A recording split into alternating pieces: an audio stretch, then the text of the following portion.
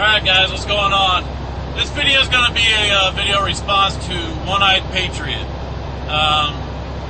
I've been subscribed to One-Eyed Patriot since I was Prepper Grunt, and I've watched a lot of his videos. He's got a lot of informative videos, and he's also one of these people, though, too, even with the vast knowledge that he has, he still has to ask questions himself, and that's what he did in this video. He asked a question, asked a couple questions about an EMP. All right, so I figured that I'd go ahead and answer those questions that he had to the best of my ability. I'm not an expert with the EMP at all. I didn't go to the School of Nuclear Science and Armageddon Survival or anything else like that. But I've read a little bit about EMPs. I've studied it a little bit and everything else. So, I think I've got a little bit of a grasp on how they work. I could be wrong, and again, if I am, please comment, make a video response yourself, and set me straight, set One-Eyed Patriot straight. That way, we're not all, doing that, okay, when something happens, okay? But as far as I know, and I'll answer this question to the best of my ability, he asked, when an EMP hits, how long does it last? And he put it in the concept of, he's got a Faraday cage, and he's got electronics in it, and EMP hits, how long should he wait before he opens up that, how long is it going to be until it's safe, until he opens up that Faraday cage and his electronics aren't still going to be affected by this EMP. Now, from what I know, all right, if it's a man-made EMP, that means if it's a nuclear bomb or it's a specific EMP bomb built specifically for that, once the bomb explodes, the shock wave goes out and the pulse goes out, and then it dissipates and it's gone. All right? It doesn't last very long if it's man-made. So, if it was me, I would wait a day, maybe two, before I opened up the Faraday cage and grabbed everything and pulled it out. All right? But, again, I'm not an expert.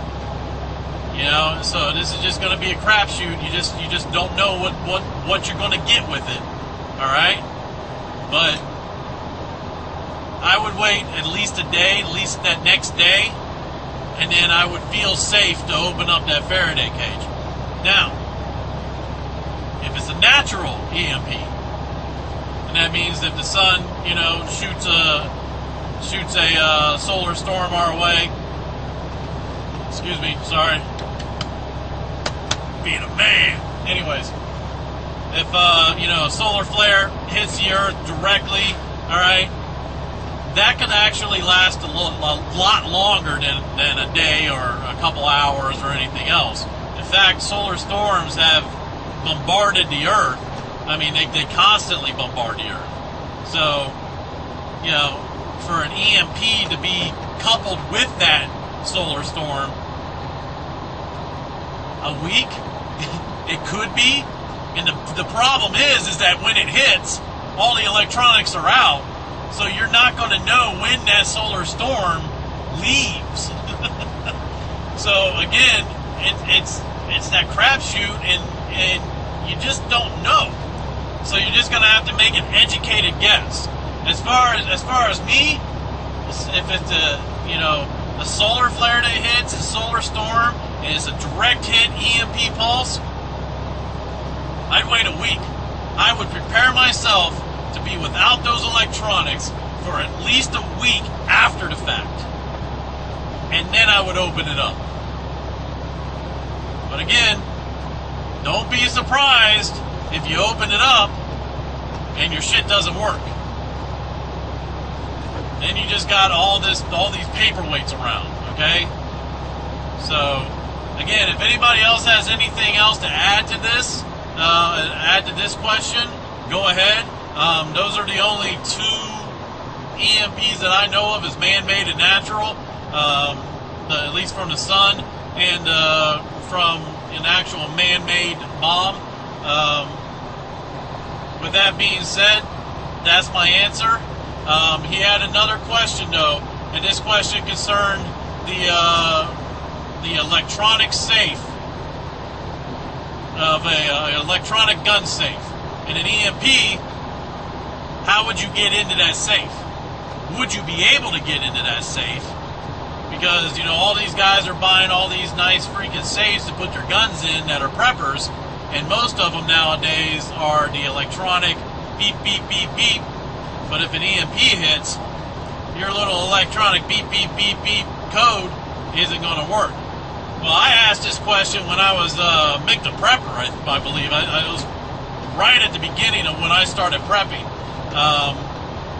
And I put up a video when I was Mick the Prepper and I asked this question. And I got a lot of great response, so I'll go ahead and pass that knowledge. I already know the answer to this one.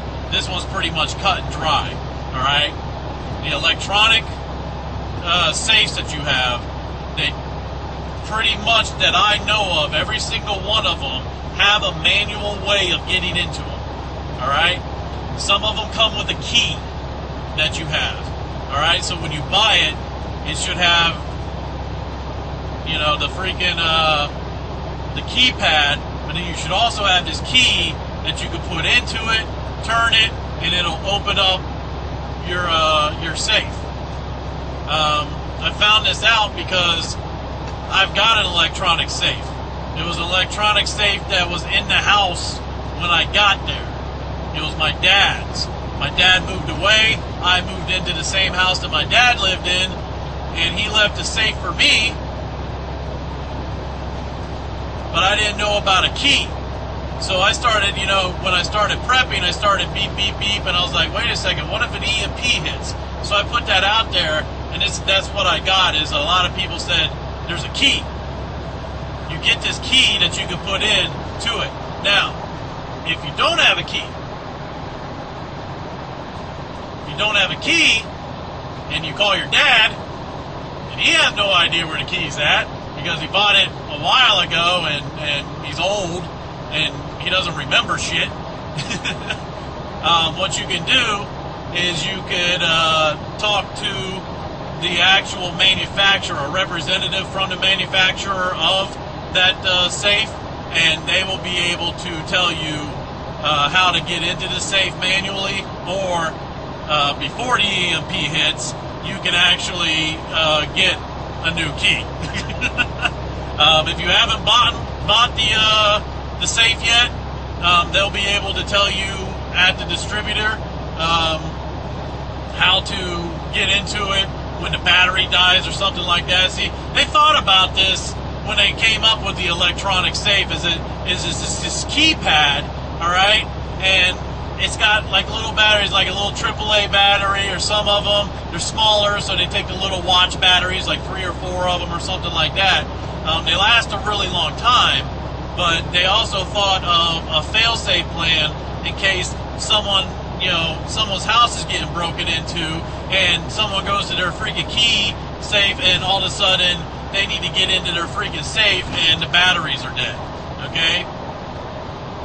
Inadvertent EMP is not really an EMP, but that's kind of simulating what an EMP would do.